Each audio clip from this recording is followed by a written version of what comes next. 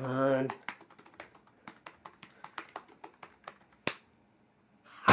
I've done it. Are you getting this? Are you getting this? Yes! I've done it. I've hacked the Gibson.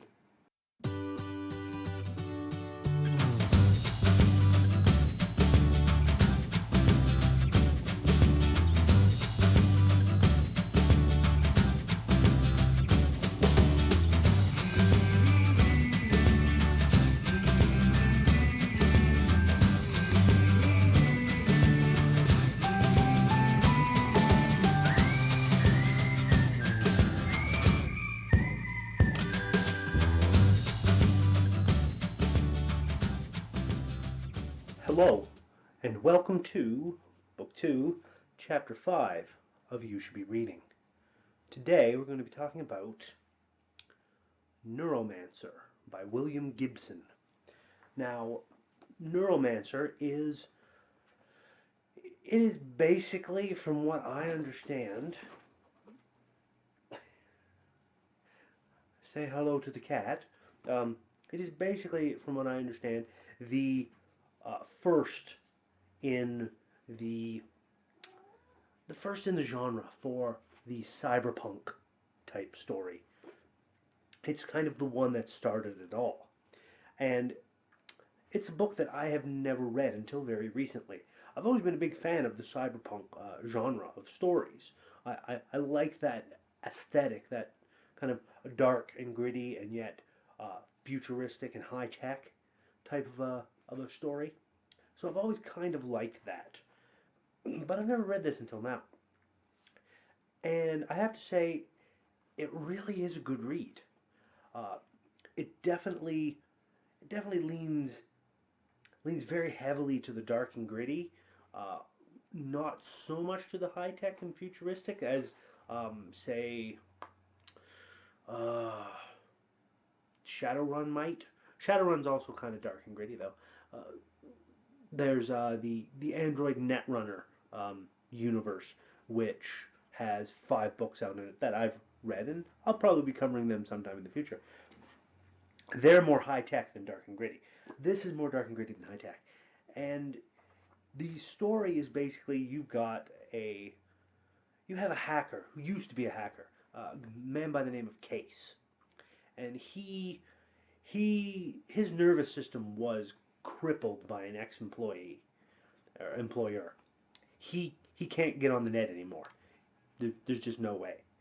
Until a man named Armitage comes in and offers him a job.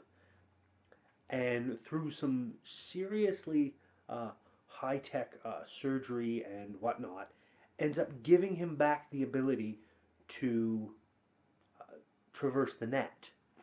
But has also basically poisoned him in a way. Like, you don't work for me, you don't get the cure, so eventually your ability to work on the net is going to get burned out anyways. So you better work for me. It's not a very trusting man.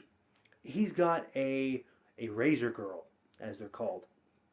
This street samurai type lady, tough, no nonsense, will basically kick the ass of anybody who comes looking.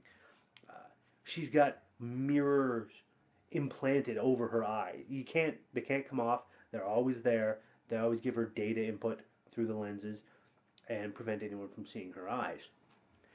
And she's got razors that come out from under her fingernails, cybernetically implanted and whatnot.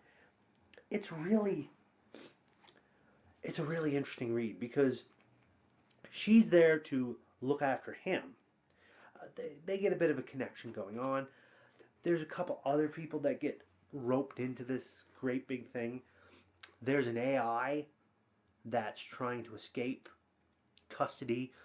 There's space stations, because this goes way out into space. And apologies, I should say. I'm still a little under the weather, as you can probably tell from my voice, which is why my nose keeps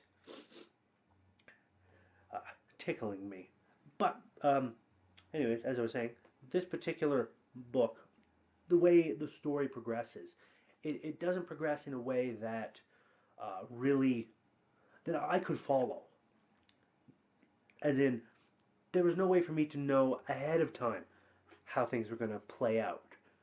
I could suspect, but nothing played out regardlessly, even remotely, like I had thought it would. There's another fellow that comes into play. Now, personally, I didn't quite get how his powers worked. He seemed to be able to create some sort of illusions, and it wasn't really too clear to me. Maybe I missed something in the reading, but it wasn't too clear as to where those powers were coming from. If they were psychically enabled, if they were some kind of holographic thing that he was projecting from some hidden cameras or whatnot, or transmitters. I don't know. But he's a bit of a psycho, that fellow. And this disparate group is all pulled in by uh, Armitage, who seems to be working for the AI. And their goal is to get him broken out of uh, this place called Straylight Villa, which is on this super exclusive, super rich space station out in the middle of space. And all this goes on. It's it's a really interesting read. Very much, if you do like the cybernetic or the cyberpunk genre of books, and you haven't read this, definitely give it a try because it is almost required reading. This is the granddaddy of them all. This is the beginning, as far as I know, and it's worth. And it's only, I believe, book one of a three-part series. I haven't gotten around to getting the other two yet. I'm not even sure what the other two are. But for now, I will leave you because we've talked about this book enough. I've rambled enough. I'll leave you with this. Chapter 1 of Part 1, Chiba City Blues. The sky above the port was the color of television, tuned to a dead channel. It's not like I'm using, Case heard someone say as he shouldered his way through the crowd around the door of the chat. It's like my body's developed this massive drug deficiency. It was a Sprawl voice and a Sprawl joke. The Chatsubo was a bar for professional expatriates. You could drink there for a week and never hear two words in Japanese.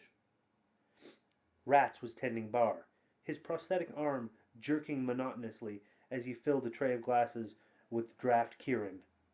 He saw Case and smiled, his teeth a webwork of East European steel and brown decay. Case found a place at the bar, between the unlikely tan on one of Lonnie Zone's whores and a crisp naval uniform of a tall African whose cheekbones were ridged with precise rows of tribal scars. Wage was in here early with two Joe boys, Rat said, shoving a draft across the bar with his good hand. Maybe some business with you, Case? Case shrugged. The girl to his right giggled and nudged him. The bartender's smile widened. His ugliness was the stuff of legend. In an age of affordable beauty, there was something heraldic about his lack of it. The antique arm whined as he reached for another mug. It was a Russian military prosthesis, a 7-function force feedback manipulator, case in a grubby pink plastic. You are too much the artiste, Herr Case, Rats grunted. The sound served him as laughter. He scratched his overhang of white-shirted belly with a pink claw. You are the artiste of the slightly funny deal. Sure, Case said and sipped his beer. Somebody's got to be funny around here. Sure the fuck isn't you. The whore's giggle went up an octave. Isn't you either, sister, so you vanish, okay? Zone, he's a close personal friend of mine. She looked Case in the eye and made the softest possible spitting sound, her lips barely moving. But she left. Jesus, Case said. What kind of creep joint you running here? Man can't have a drink. Ha, Rat said, swabbing the scarred wood with a rag. Zone shows a percentage. You I let work here for entertainment value. As Case was picking up his beer, one of those strange instants of silence descended, as though 100 unrelated conversations had simultaneously arrived at the same pause. Then the whore's giggle rang out, tinged with a certain hysteria. Rats grunted. An angel passed. "The Chinese," bellowed a drunken Australian. "Chinese bloody invented nerve splicing. Give me the mainland for a nerve job any day. Fix you right, mate." "Now that," Kay said to his glass, all his bitterness suddenly rising in him like bile, "that is so much bullshit." And that's all I'm going to read. Because really, that's all you need. You don't need a lot to get the tone of this particular book. It's really, really gritty, really dark. I enjoyed it immensely. So this week, you should be reading Neuromancer by William Gibson. I'll see you next week.